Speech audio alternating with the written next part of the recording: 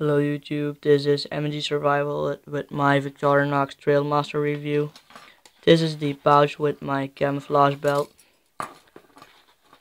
Open it up.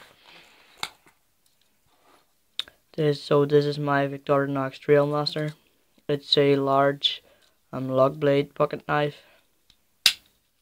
You have to press this to close it. So it's a very strong, very large blade. Then we have a great saw. I used it many times. It's really sharp, very useful. And we have a small screwdriver and a bottle opener. Another screwdriver and a can opener. Then we have a cross screwdriver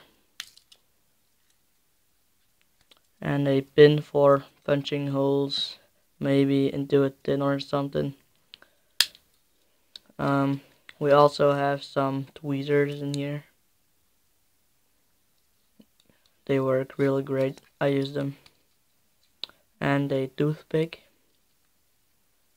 and a ring, so you can attach it to your belt if you don't have a pouch.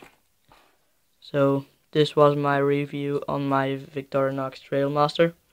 Thanks for watching, and please rate, comment and subscribe.